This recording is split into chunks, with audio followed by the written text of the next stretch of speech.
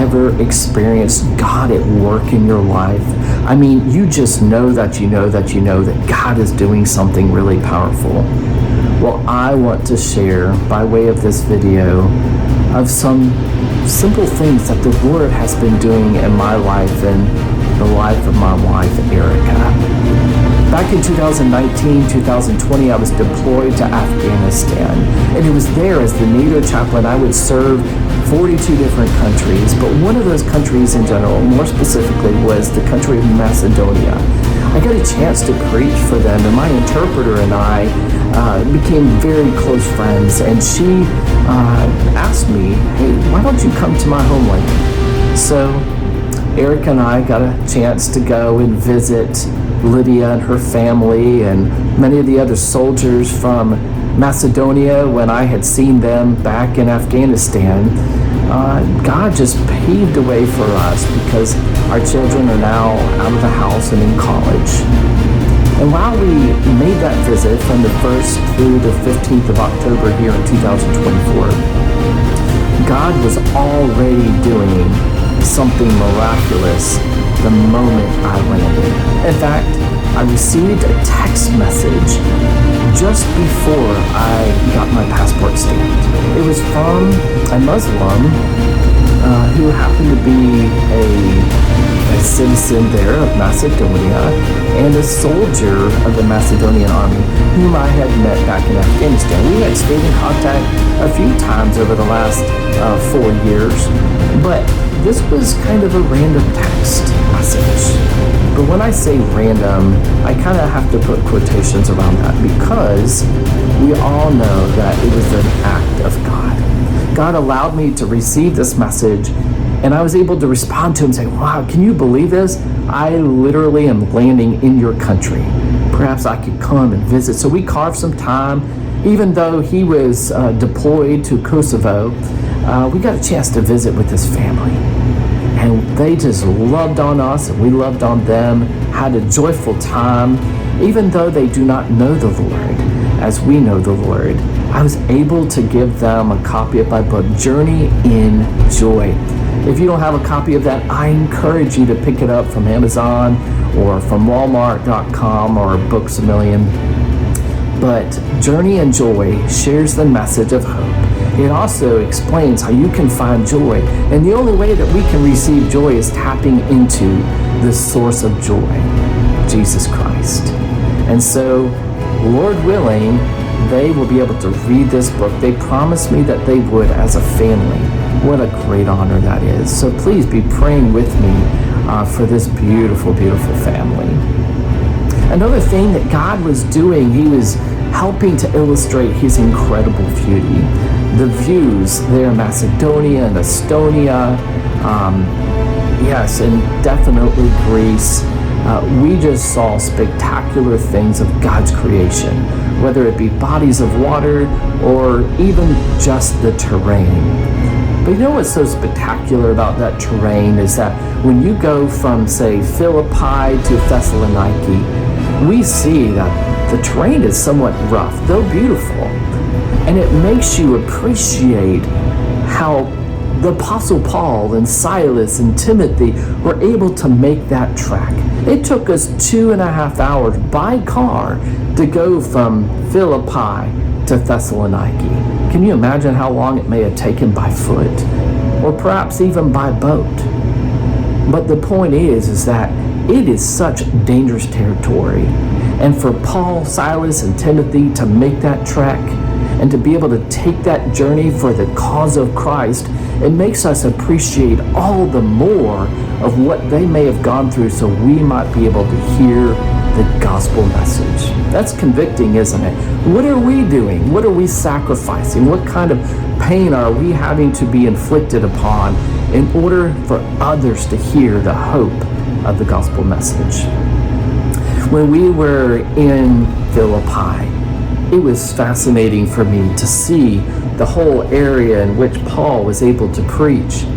It might take you to the time of where Paul was in prison and the prison doors shook, and opened by a way of miracle.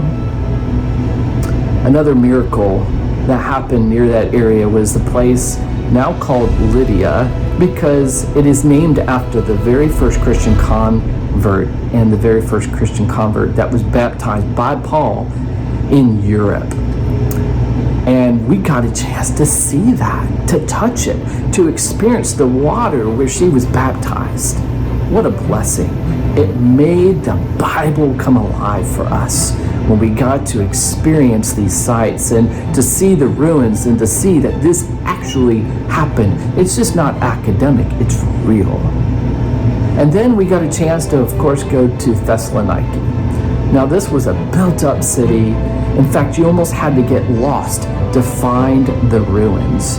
And while we were there, we got to see this area where Paul preached in the common places. You know, that reminds us of maybe our duty and our responsibility as believers to go where people are at in the secular setting to reach the people for Christ. But you know, I want to bring out something very special here. Lydia, my interpreter, was able to take us to this church. It was an Eastern Orthodox church. She took us to many different churches to see and experience or whatever, but one church in particular, we saw some running water coming out of a faucet. And she said, you know, this is healing water. And in my Western view, I was like, yeah, right. I was quite the skeptic.